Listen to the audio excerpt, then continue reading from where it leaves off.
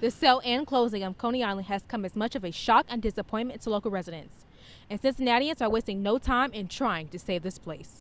Cancer Family Care helps 4,000 people a year here in the greater Cincinnati area with everything from counseling services to finding the perfect wig. One of the big stories here tonight is the return of a Buffalo Bill who collapsed on the field. Damar Hamlin's heart stopped and so did the game back in January. Paramedics, luckily, were able to revive him, which has so many Bengals fans inspired to learn CPR.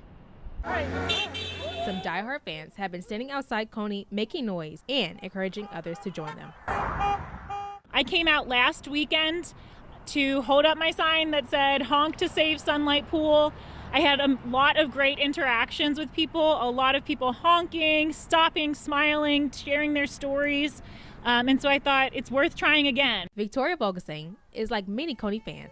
She and her family have made it a part of their lives for decades. People are still disappointed, frustrated, have more questions, and would like to have some kind of action around it.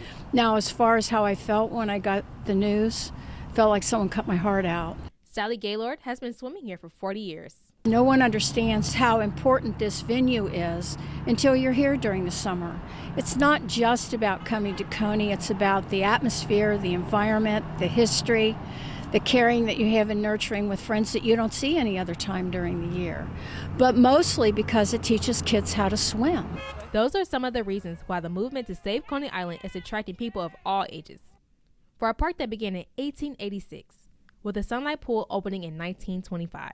I'm 85, so I've been coming here 85 years. And I still come on Fridays with my whole family. And my son got married here. I volunteer at Summer Fair. The art festival is another reason people don't want to see Coney changed to a music venue. And the protest isn't just old school signs. There's an online petition at change.org that had already secured more than 14,000 signatures by Wednesday night. And the people here are planning a larger show of support this weekend. And so I organized a protest for this Saturday at noon to help influence either keeping it as a historic landmark or for the new buyers to at least preserve the pool portion. But so far, no indication from the new owners that's a possibility. They want to build what they're calling a state-of-the-art new music venue and believe Cincinnati needs that to stay competitive when it comes to concerts. But protesters here point to last summer's Taylor Swift shows in Cincinnati as proof the city should keep its pool and doesn't need any more music venues. So we have major venues, music specific and otherwise, that I think we can continue to draw big names like Taylor Swift.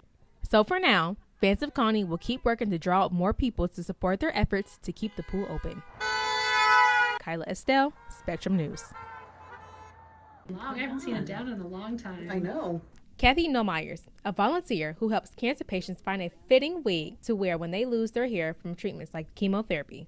Putting on the wig in the morning, looking in the mirror, I have hair, because hair is so important to our personalities. It's a part of us. Kathy connects with their clients on a lot of levels. And they'll say something like, I guess you don't know what I'm going through. And I say, yes, actually I do. A lot of times I don't tell them my actual diagnosis, but I said I'm still dealing, and you're going to be good. And I think their eyes lighten up. They're amazed how many wigs we have. They are organized by the blondes, and then they go into the grays, and then the redheads, the auburn, and then the black. And so a lot of people will be adventurous and say, I'm usually a brunette, but I want to be a blonde. And we have fun with that. They leave with a blonde wig. Kathy's been coming here since last summer, first as a client and not just for a wig. There's counseling, and I'm still using the counseling, and they have wonderful counselors here, wonderful therapists. And you don't have to be in a major crisis. You can continue going as you're going through this journey.